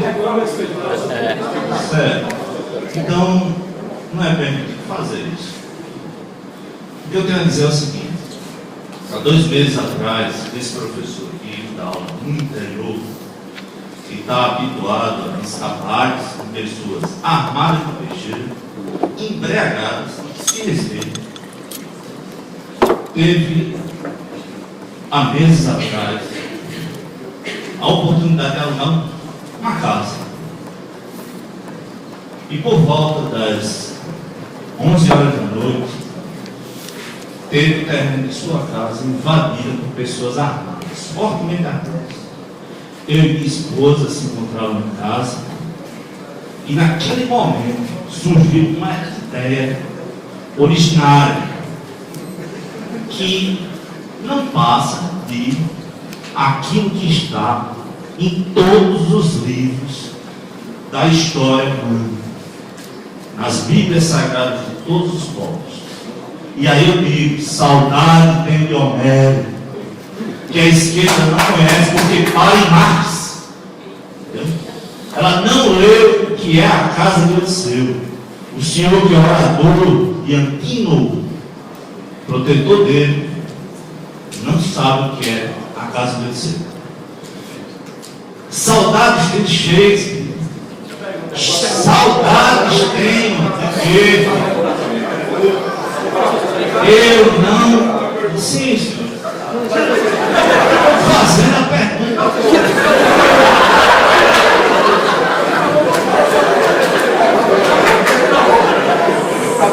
Isso é a democracia. Senhores, a minha pergunta vai para o senhor, porque hoje eu estou aqui e eu não sou diferente de quem eu era naquela noite. E ninguém é diferente depois que puxa uma arma com um bandido. Ele é diferente quando não puxa e leva. Levou de pé.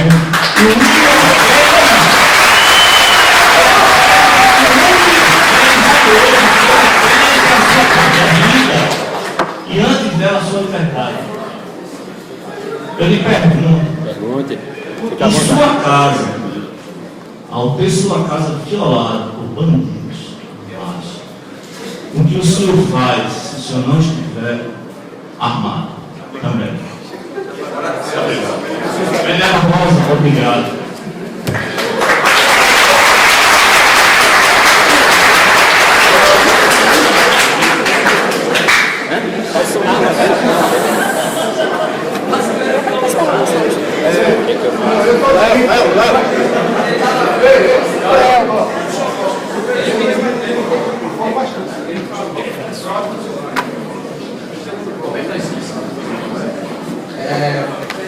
Bom dia a todos. Eu gostaria de fazer uma pergunta aos dois debatedores e ao professor Luciano. Não é uma coisa impressionante, né? Eu acho que o senhor deveria ser a favor do desarmamento, porque na sua primeira frase, bom dia a todos e todas, o senhor conseguiu assassinar a língua portuguesa e a lógica.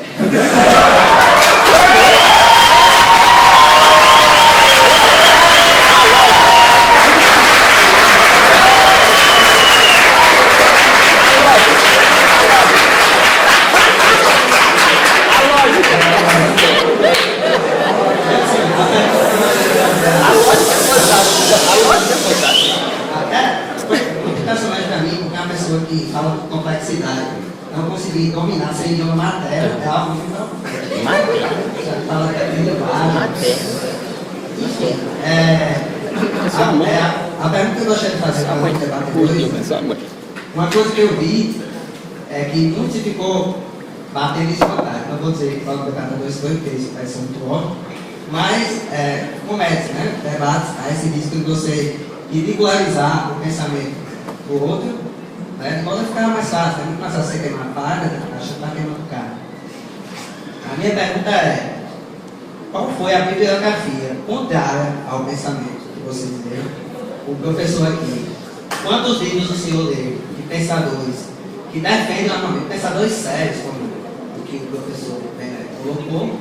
E também gostaria de perguntar ao professor Bené, quantos pensadores contrários ao desarmamento o senhor já leu? Porque eu creio que assim nós temos ideia do livro, né? E também gostaria de perguntar, após o debate, né? Eu tenho que continuar as perguntas, seria interessante, quem é e quem não é a favor do desarmamento. Obrigado.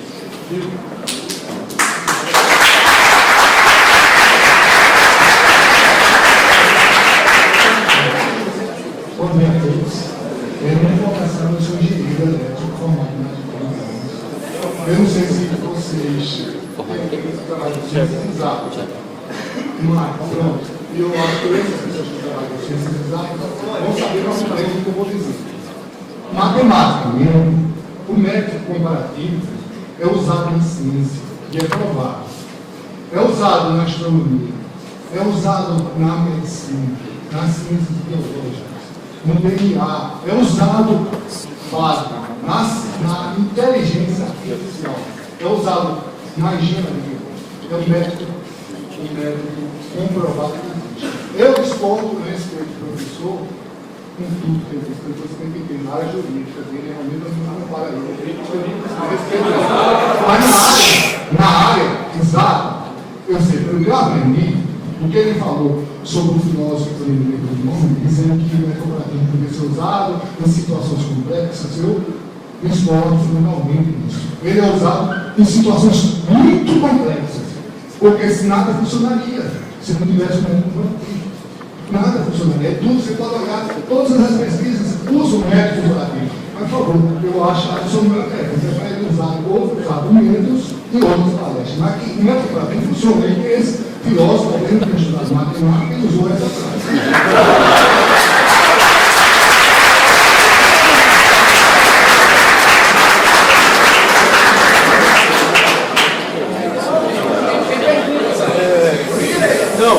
Nós ainda teremos outros blocos. Agora cada debatedor vai ter 5 minutos para responder as perguntas, a gente abre para o bloco depois. 5 minutos, professor. Com relação à primeira pergunta, minha fala não é contemporânea, porque não existe um conceito sobre contemporaneidade, ela é apenas uma palavra.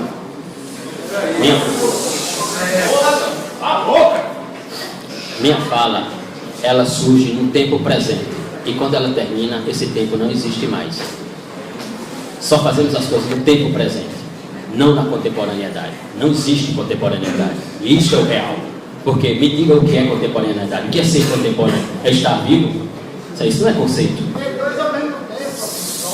Legal, isso é um debate. Deixa eles responderem com a sua boca. Escute!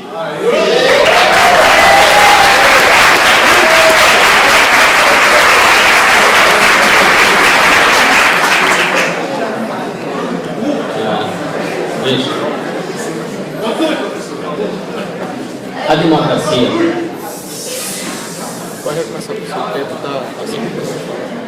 A democracia, seguramente, é uma das invenções mais elogiáveis do homem moderno. A partir do século XVII, século XVIII, para a nossa realidade cultural. Não há a menor dúvida. Esta manhã aqui, em diversos momentos, nós tivemos a comprovação do quanto é difícil materializar o pensamento democrático. Por quê? Interromper, não venha me dizer que você está sendo democrático quando, previamente, pré-estabelecidamente, havia um regulamento. Um regulamento de que o debate se daria fala de um, fala do outro, réplica, tréplica, abertura para perguntas. Veja, mesmo havendo um ordenamento prévio da organização, isto não foi possível em diversos momentos. Então, o que é a realidade? O que é o real? Sem a lei. O que é o real? São as suas ações. Puramente as suas ações. Confiemos nas suas ações? Que maravilha! É só fazer um pensamento reflexivo e olhar quais foram as ações do homem só durante a Primeira e a Segunda Guerra Mundial, para saber se podemos abandonar a lei como instrumento de construção da democracia. O que eu faria se entrasse na minha casa? Já entraram. Em São Paulo, no bairro do Valo Velho, periferia da capital paulista, onde eu morava, meus pais migrantes, e fui fazer o curso, fui prestar o vestibular da FUVEST, e passei naquele vestibular em 1994, e fui fazer Direito na Faculdade de Direito do Largo de São Francisco. Assisti um camarada com 38, dando coronhada na cabeça do meu pai para tirar a sua aposentadoria no portão da minha casa. Eu não tirei a vida dele. Não tirei a vida dele. Poderia ter feito? Poderia ter argumentado a legítima defesa à luz do Código Penal da parte geral? Poderia. Veja, estamos num regulamento. Você falou, eu escutei você. Estou respondendo a uma pergunta feita por você. Se você não tivesse feito a pergunta, eu não estaria respondendo. Me parece que isto é democracia. Me parece que isto é pluralidade de ideias e de posicionamento. Eu vivi essa realidade sociológica a qual você se referiu. E não tive a reação que você teve. É a isto que eu me refiro. Não podemos garantir qual vai ser a reação de cada um. Não há instrumento que garanta qual será a minha reação, qual será a sua, qual será a dele, qual será a dela. Não há. E não há, sinceramente, com todo respeito, com devido respeito, com o máximo respeito, nas relações sociais, não há salvador da pátria. Não tente reeditar Jesus Cristo, isso não dá certo. Salvar a sociedade através de uma única pessoa não dá certo. O que dá certo é aperfeiçoar as relações comunicativas, as relações sociais, as relações humanas que nós vivemos no presente. Não vivemos no passado e não vivemos no futuro, vivemos no presente. Não posso utilizar o pensamento grego. Os gregos poderiam utilizar o seu pensamento porque eles estavam no presente deles. Essa é a diferença entre os construtivistas e os outros. Os outros falam sobre o que aconteceu ou sobre o que vai acontecer. Os construtivistas falam sobre o que está acontecendo. Essa é a diferenciação. Segunda pergunta, lógica? Lógica. Ele ia adorar essa sua fala.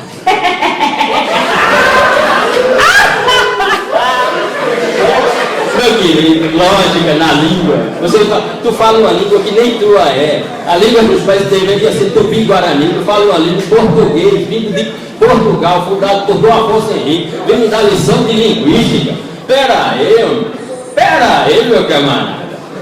Pera aí, fala uma língua que nem tua é. Quando os portugueses chegaram aqui nesse país, existiam 159 línguas, rapaz. Foi por causa de um decreto Marquês de Pombal, 1774, que hoje tu fala português.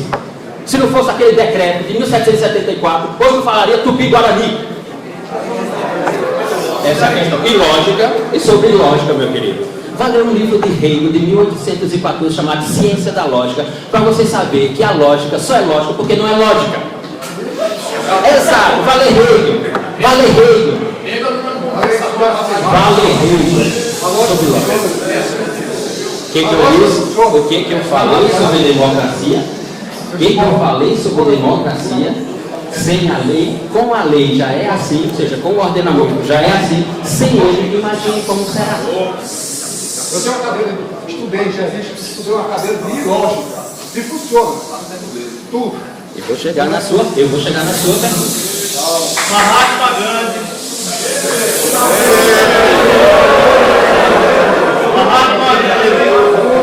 Pessoal, eu peço respeito para que o debate possa continuar. Por favor, no próximo bloco o senhor poderá falar, ok? Obrigado. Senão eu vou sair daqui e vou fazer, sabe? Isso aqui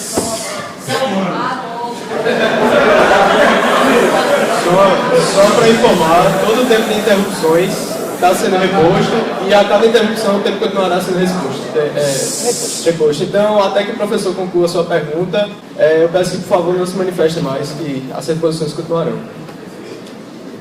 É a terceira vez que ele faz esse pedido. Notem. Mas nada é complexo. É tudo muito simples. Não existe complexidade. É tudo muito simples. Olha, eu não sei o que é que você imagina sobre pensador sério. O que é? Qual é o conceito de pensador sério? Qual é o conceito de pensador sério? O que é uma pessoa séria ou uma pessoa não séria? Como é que você chega à conclusão de que alguém é sério e alguém não é sério? Com base no que você chega a essa conclusão? Com fundamento no que você chega a essa conclusão? O funcionamento dos seus pares. Os pares? Ah, é? Ah, é mesmo? Quem estuda direito aqui, e quem já passou pela... Pronto, levanta-me. Quem estuda direito aqui? Quem já passou pela disciplina de direito penal aqui? Já passou pela disciplina de direito penal. Então vamos ver quem é sério. Vou utilizar a sua sociologia. Só a sua. Muito bem. Quem é sério? Quem é um autor sério? Quem não é um autor sério? A maioria dos penalistas desse país aqui, eu posso começar por Rogério Greco, Fernando Capês, Luiz Regis Prado. Eu posso ir até aqueles que eram realmente autores de direito penal, como Nelson Greia, Heleno Cláudio Cardoso, Aníbal Bruno, Custódio da Silveira, Basílio Garcia. Eu posso ir para aqueles que eram autores considerados clássicos do direito penal. A maioria se autoafirma como adepto do pensamento finalista do professor Hans Weiser. Ou seja, o sistema penal brasileiro é finalista. Ora, Weiser era finalista e nazista. É um autor sério. Edmundo Mesmer, que é neokantiano da filosofia dos valores, é o mesmo autor das cartas eugênicas para o Führer, de que dizia que na sociedade alemã não poderia ter pessoas como você. Que pessoas como você. Responda a minha pergunta. Vou responder. Você falou, eu não interrompi. Você não está respondendo. Estou respondendo. É um problema de comunicação. Estou respondendo a sua pergunta sobre autores sérios que não são. Edmundo Messer é o autor das cartas eugênicas de pessoas como você não poderia fazer parte da sociedade germânica ariana. Então, veja, são essas questões. Eu não sei o que é um autor sério ou o que é um autor não sério. Eu só sei quem são os autores, por que escrevem. E aí publicam os livros. Eu posso comprar o livro ou não posso comprar o livro. Essa é a questão. Quais foram os que você leu? Essa é a pergunta. Essa é a pergunta. Quais são os atuais? Pensadores atuais. Você fez pergunta? Não, você fez pergunta? Não, você fez pergunta? Não. Veja, a resposta é simples. A resposta é simples. Precisa-se ler um autor específico para saber o que é armamento ou desarmamento? Para saber o que é militarização?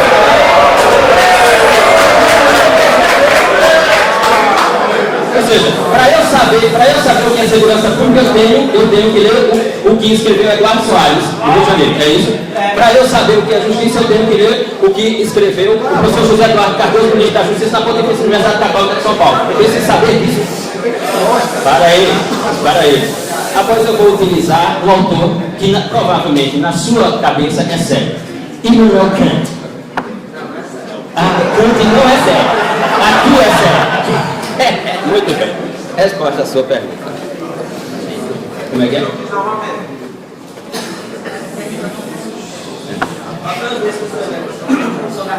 Lecionamento de Kant. Faz uso do teu próprio conhecimento. Faz uso do teu próprio conhecimento. E não me parece que na memória desta civilidade você seja mais importante do que Kant. Não me parece que você tenha uma importância maior do que Kant, à luz do que a crítica pode construir. Este é o ponto. Eu não preciso. Quais são os grandes autores que tem sobre esse tema? Quais são os clássicos? Homero. Homero vivia no Morro da Rocinha, no Rio de Janeiro, onde eu estive lá, sábado. Ele vivia lá.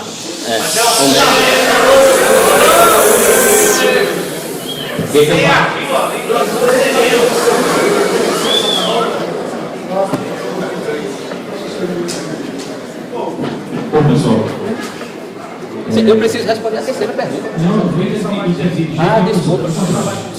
Bom, pessoal, a questão é o seguinte, deixa eu me identificar.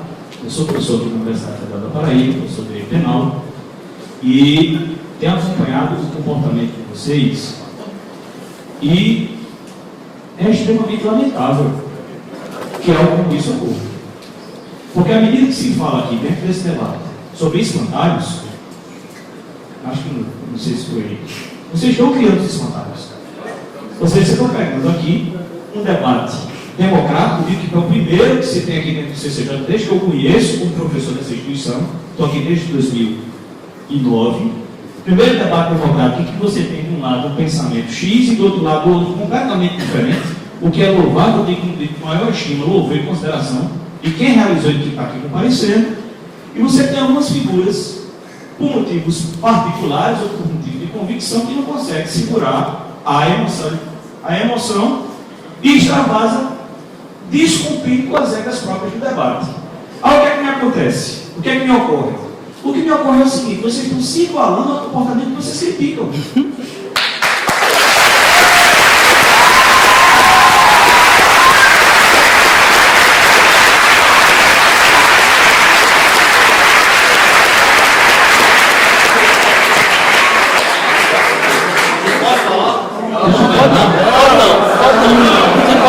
Desculpa, professor, que eu não condicionei o raciocínio, mas eu posso concordar com nada que o professor diga aqui, nada que o BD Barbosa diga ali. Agora existe uma regra do debate. O fato de o professor, através da sua forma de exposição, estabelecer uma certa linguagem que se agrida ou que gere qualquer tipo de constrangimento ou emoção, você tem que ter maturidade suficiente para saber enfrentar isso no momento correto.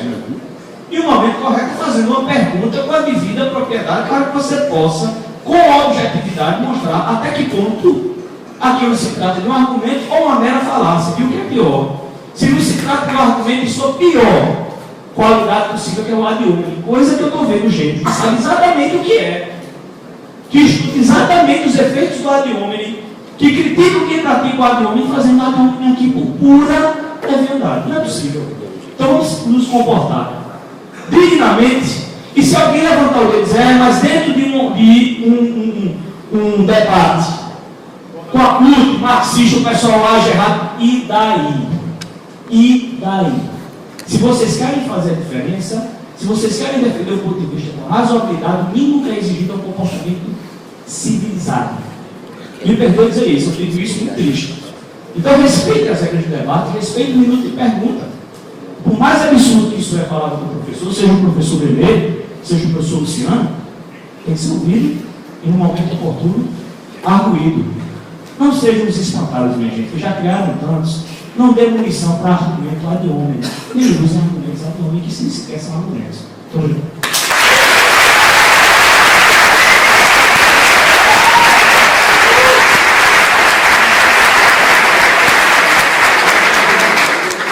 Pessoal, só concluindo aqui o que o professor acabou de falar, a gente também está com um horário muito restrito. O professor William Barbosa tem que pegar um voo. Tem 15 minutos só, mais.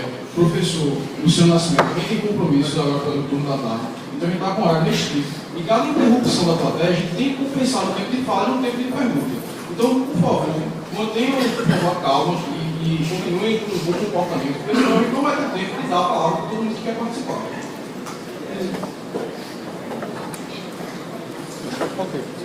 Serei breve na terceira vez. Veja, em momento algum eu fui interrompido por Barbosa, o debatedor. Em momento algum eu o interrompi. Mas há gente aqui, e não é pouca, que se arroga na legitimidade de interromper. Nota o que é a democracia e o Estado Democrático de Direito. Ou seja, construir civilidade não é uma tarefa fácil. Ser civil não é uma tarefa fácil. Fácil é viver em um estado de natureza. Porque lá você pode fazer o que você quiser, mas o outro pode fazer também. Agora, na democracia, não. Na democracia é o ordenamento jurídico que determina o limite das minhas ações. E se ele existe previamente, eu tenho que cumprir. Cabe a mim esperar o momento em que ele me concede a fala, me concede a manifestação, me concede a argumentação. E aí eu exercerei o meu direito à luz do ordenamento jurídico. Não para fora dele e nem para além dele. O ordenamento jurídico, portanto, cria civilidade. Que significa dizer, por outras palavras, que a nossa civilidade não é cívica, é normativa. Hans Kelsen tem razão. Mas isso era 1911. Só para isso. Terceira pergunta para finalizar, que o professor Barbosa poder se manifestar e ter tempo para as respostas. Veja, meu senhor, que eu não lembro o nome, não escutei quando se... Plínio. Engenharia. Há um pensador alemão muito importante chamado Leipzig, que reconstruiu a ideia matemática de Aristóteles a partir de 1773. E se esse método comparativo fosse tão eficiente, a engenharia neste país já não teria causado tanto estrago. É só notar os prédios que já caíram no Rio de Janeiro, é só você ir à praia do Boqueirão em Santos e notar a situação daqueles prédios, como é que ela está, e notar que método comparativo... veja, construir civilidade não é nada fácil.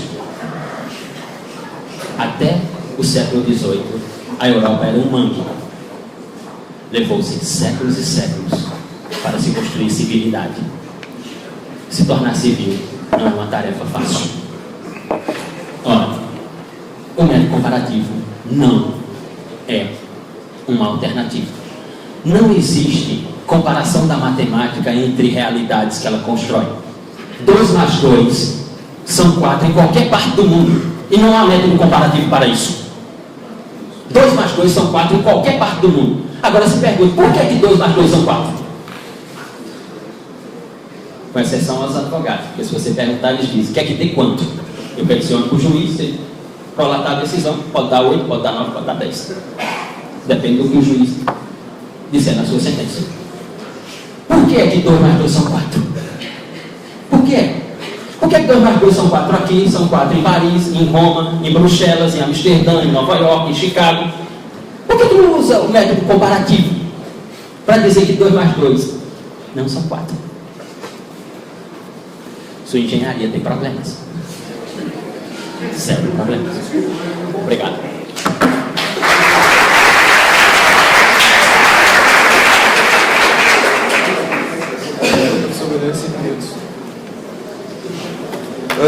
Bom, eu vou ser bastante sucinto nas minhas respostas, porque, infelizmente, eu realmente estou já em cima do horário. A gente ia ter até mais dois blocos, né?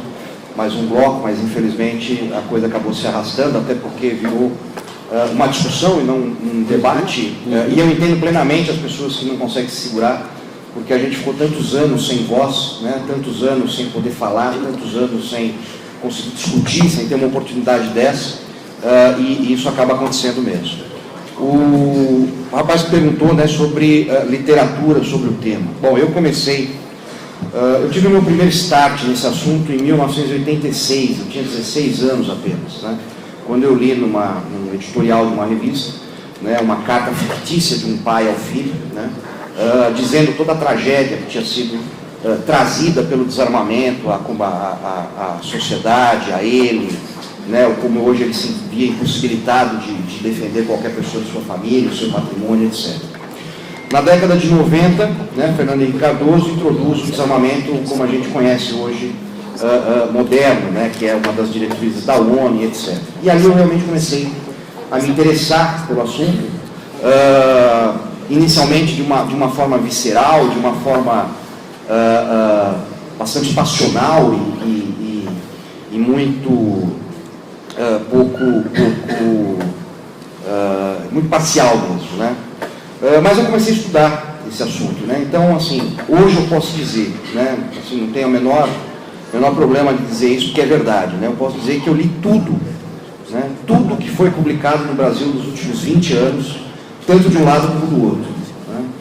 Porque não foram poucas as vezes que eu me fiz essa pergunta, né? Não foram poucas as vezes que eu me contestei, né? Eu sou filho, eu sou marido, eu sou pai de 2 filhos e está vindo mais um por aí.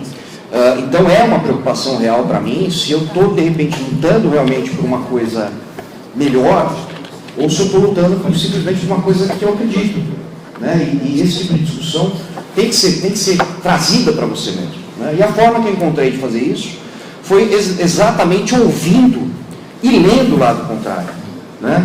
Então, tudo que foi produzido pelo Viva Rio eu li, tudo que foi produzido pelo Som da Paz, pelo Inácio Cano, pelo Rubens César Fernandes, pelo Cláudio Beato. Agora, esse aqui do Cláudio Beato eu acho que é um ótimo exemplo disso, né?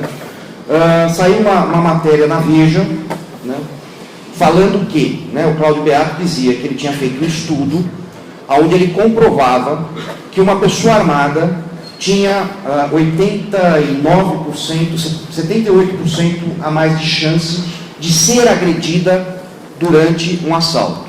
Ora, se uma pessoa afirma que ela possui um estudo sobre isso, é claro que isso me chamou a atenção, né? Porque eu sempre aceito o contraditório. E aí eu escrevi, eu entrei lá no perfil do Cláudio Beato, já sinceramente estranhando esse estudo, porque isso vem contra todos os estudos que foram feitos fora do Brasil dizem exatamente o contrário, né? E ele disse que não, né, que estar armado durante uma situação dessa é mais perigoso. E eu pedi o estudo. Aí entra o problema, o estudo não existe. O estudo simplesmente não foi feito. Ele simplesmente pegou uma conclusão que ele precisava ter e disse que havia um estudo. Só que o estudo não existe. Isso acontece muito, né? Isso acontece muito. Porque, e quando existem os estudos, e aí todos os estudos que eu li até hoje, a gente acontece exatamente por conta disso, você nunca tem o nexo causal. Então o cara diz assim, tivemos X armas apreendidas, então por isso a criminalidade violenta diminuiu. Tá bom. Mas ele não isola variáveis, ele não faz realmente o estudo analítico da coisa, né? Ele chega naquela conclusão por uma simples correlação direta. E toda correlação direta é extremamente perigosa, né?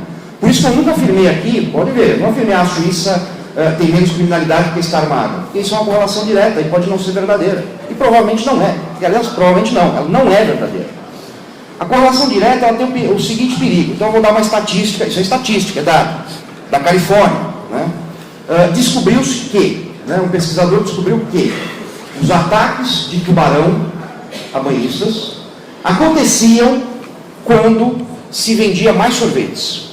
Então você tinha uma elevação na venda de sorvetes e proporcionalmente você tinha uma elevação, né, dos ataques de tubarão. Se fosse um desarmamentista, diria, né, proíbam a venda de sorvete, que a gente vai acabar com os ataques de tubarão. É óbvio que isso é uma bobagem, é óbvio que isso é só um exemplo verdadeiro, que realmente acontece. Quando tem mais venda de sorvete, tem mais ataque de tubarão, né? Qual é a relação? A relação é essa. Qual é a causalidade? É óbvio que não tem nenhuma causalidade. O que acontece é que é verão. Quando é verão, mais pessoas se banham no mar, mais pessoas surfam, mais pessoas tomam sorvete. Mas não tem nenhuma relação com o ataque de tubarões. Então, muito do que eu li, aliás, tudo que eu li de pesquisas nesse sentido no Brasil, era só isso. A correlação simples e crua, né, de dados. Homicídio sobe, desarmamento tem, então é isso aí. Né? E a gente sabe que não é verdade. Bom, gente, eu mais uma vez agradeço essa oportunidade. Né? Só acho que podia realmente ter sido um pouquinho mais produtivo nessa questão das perguntas. Né? Eu acho que é importante isso, até porque muitas vezes surgem perguntas que trazem desafios novos. Eu já passei várias vezes por isso, né? Aquele cara faz aquela pergunta que você fala, não, peraí, deixa eu pensar, senão eu vou falar bobagem. Isso é muito bacana, isso é muito gostoso. De qualquer forma, adorei estar aqui na Paraíba, foi a primeira vez que eu venho para cá, né? Gostei demais, pude aproveitar, infelizmente, muito pouco, mas tenho certeza que aparecerão outras oportunidades e vocês terão esse paulista chato falando mais um pouquinho para vocês. Muito obrigado.